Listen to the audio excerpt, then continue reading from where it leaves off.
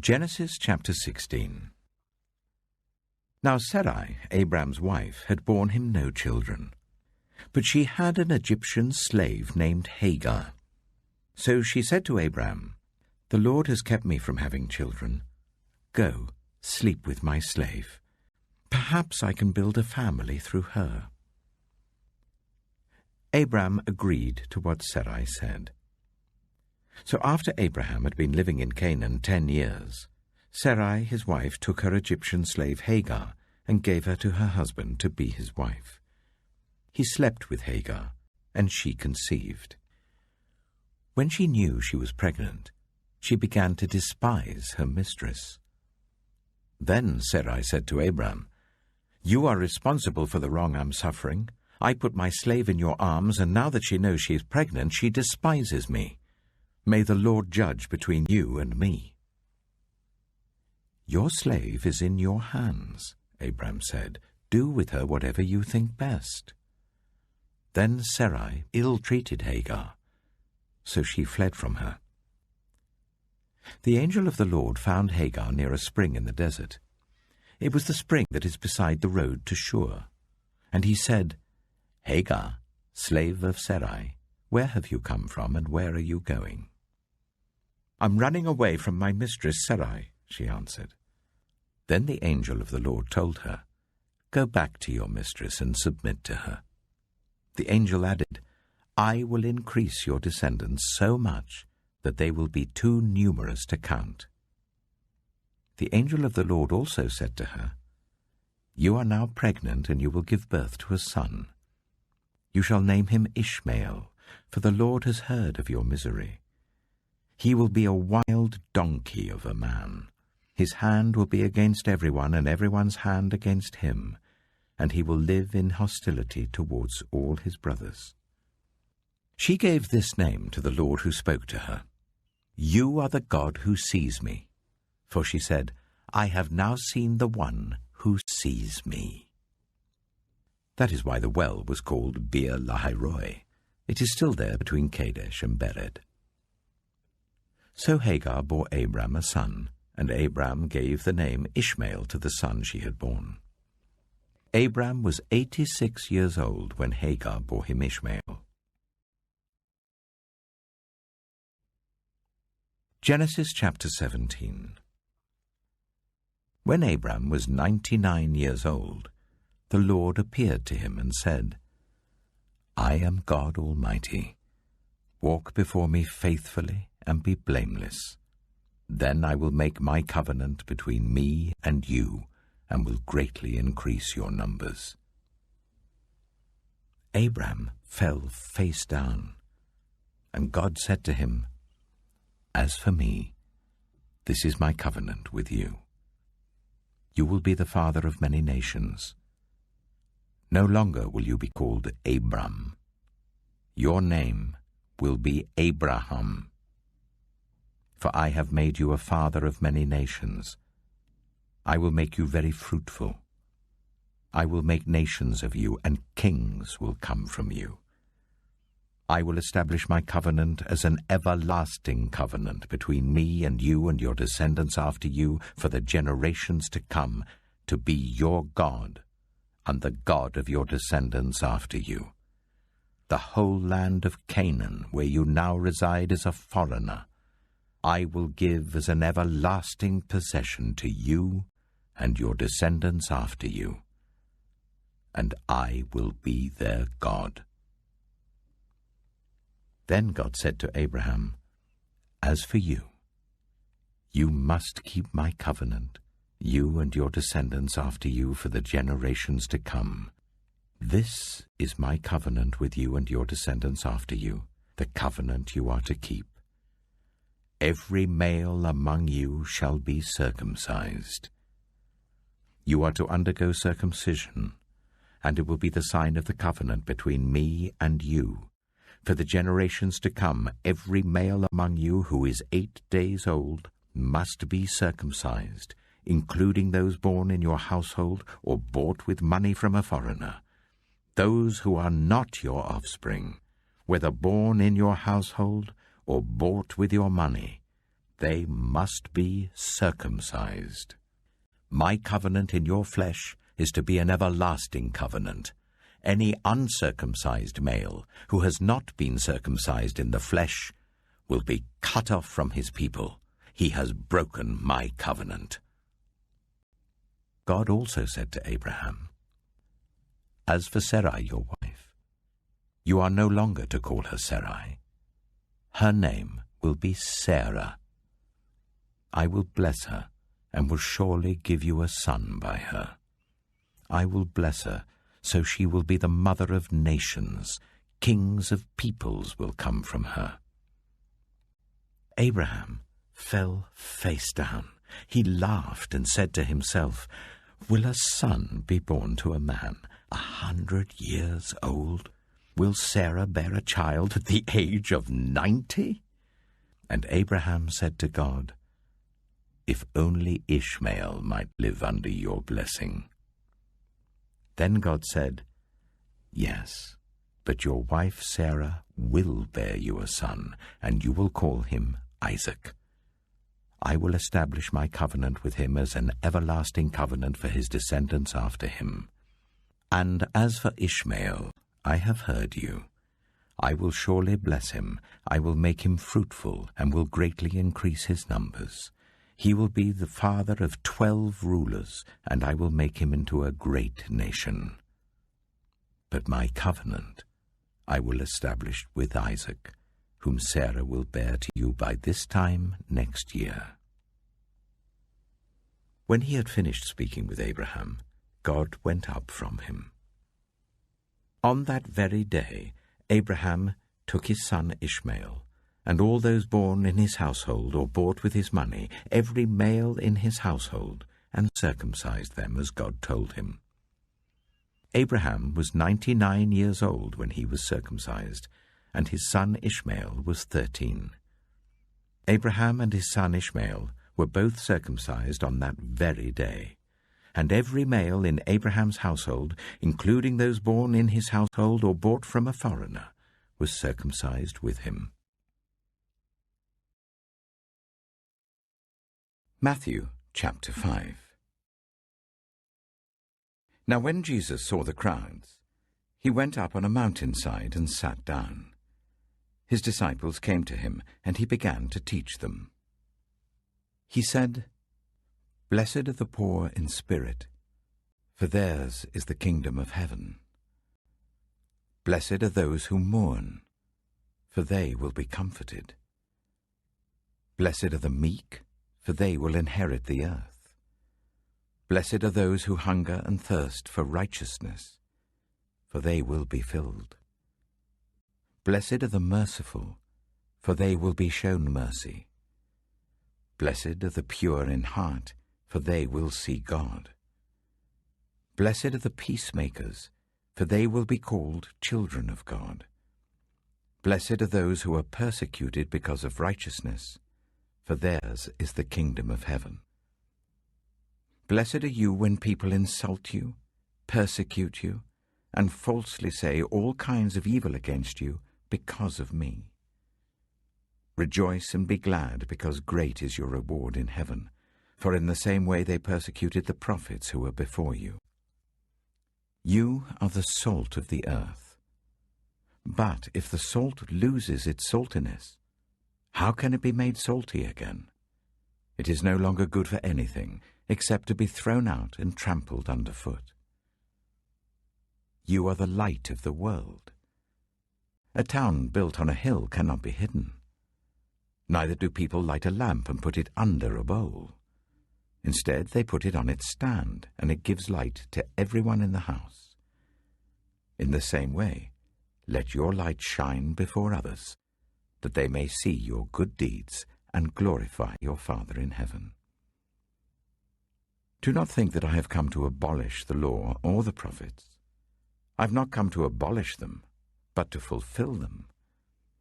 For truly I tell you, until heaven and earth disappear, not the smallest letter, not the least stroke of a pen, will by any means disappear from the law until everything is accomplished. Therefore, Anyone who sets aside one of the least of these commands and teaches others accordingly will be called least in the kingdom of heaven.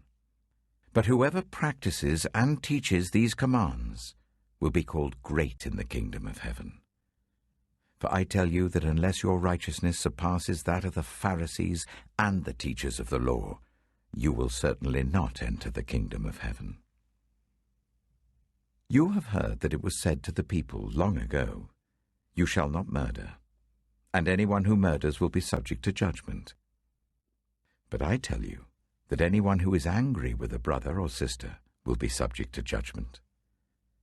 Again, anyone who says to a brother or sister, "Raka," is answerable to the court, and anyone who says, "You fool," will be in danger of the fire of hell. Therefore, if you are offering your gift at the altar and there remember that your brother or sister has something against you, leave your gift there in front of the altar. First, go and be reconciled to them. Then come and offer your gift. Settle matters quickly with your adversary who is taking you to court. Do it while you're still together on the way, or your adversary may hand you over to the judge, and the judge may hand you over to the officer, and you may be thrown into prison. Truly I tell you, you will not get out until you have paid the last penny. You have heard that it was said, "You shall not commit adultery." But I tell you that anyone who looks at a woman lustfully has already committed adultery with her in his heart. If your right eye causes you to stumble, gouge it out and throw it away. It is better for you to lose one part of your body than for your whole body to be thrown into hell.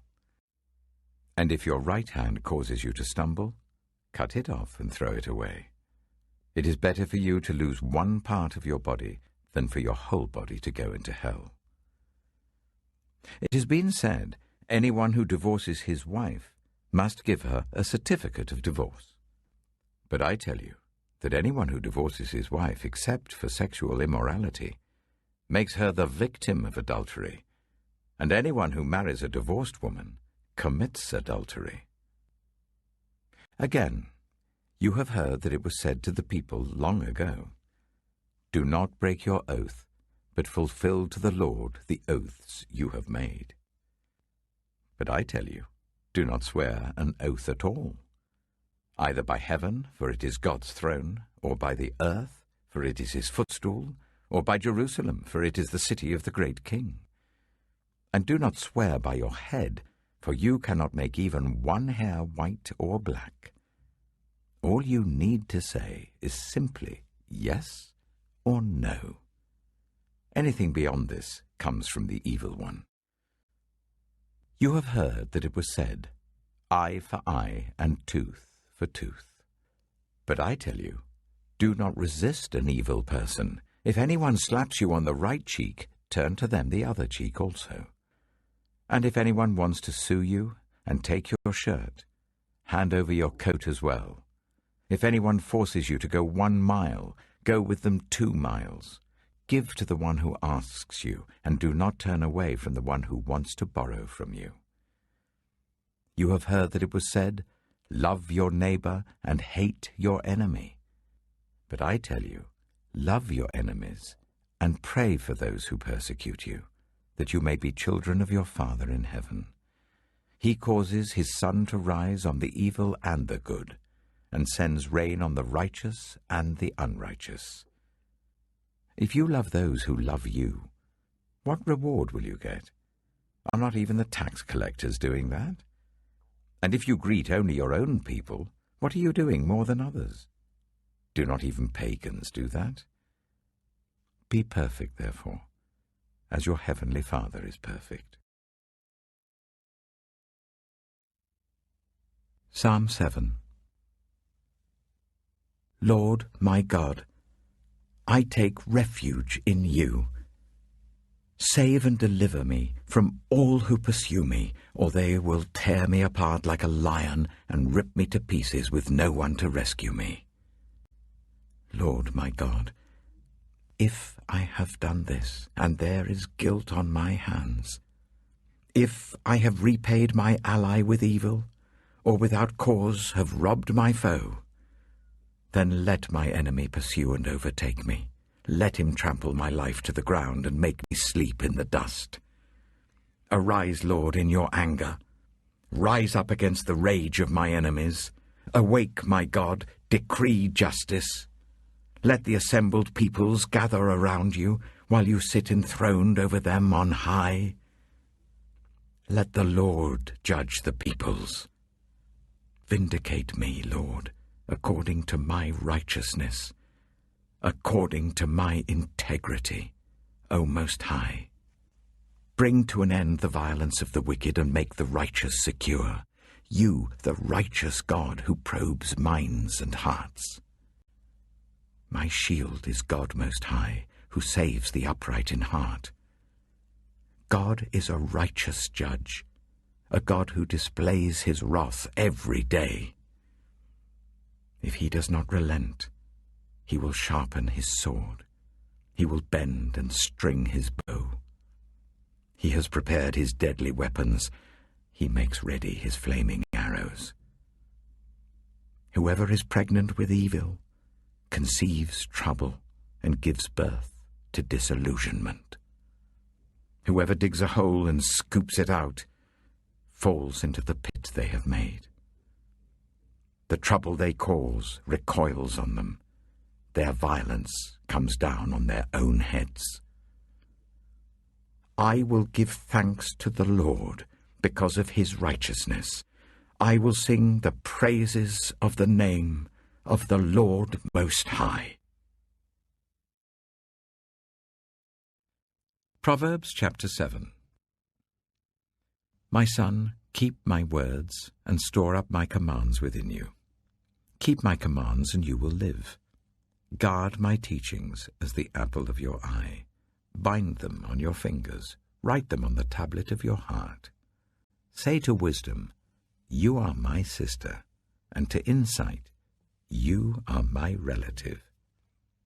They will keep you from the adulterous woman, from the wayward woman with her seductive words. At the window of my house, I looked down through the lattice. I saw among the simple. I noticed among the young men a youth who had no sense. He was going down the street near her corner, walking along in the direction of her house, at twilight as the day was fading, as the dark of night set in. Then out came a woman to meet him, dressed like a prostitute and with crafty intent. She is unruly and defiant. Her feet never stay at home. Now in the street, now in the squares, at every corner she lurks. She took hold of him and kissed him, and with a brazen face she said, "Today I fulfilled my vows, and I have food from my fellowship offering at home. So I came out to meet you. I looked for you and have found you. I have covered my bed with colored linens from Egypt. I have perfumed my bed with myrrh, aloes, and cinnamon. Come, let's drink deeply of love till morning. Let's enjoy ourselves with love. My husband is not at home. He has gone on a long journey. He took his purse filled with money and will not be home till full moon." With persuasive words she led him astray. She seduced him with her smooth talk. All at once he followed her, like an ox going to the slaughter, like a deer stepping into a noose till an arrow pierces his liver, like a bird darting into a snare, little knowing it will cost him his life. Now then, my sons, listen to me. Pay attention to what I say. Do not let your heart turn to her ways or stray into her paths. Many are the victims she has brought down. Her slain are a mighty throng. Her house is a highway to the grave, leading down to the chambers of death.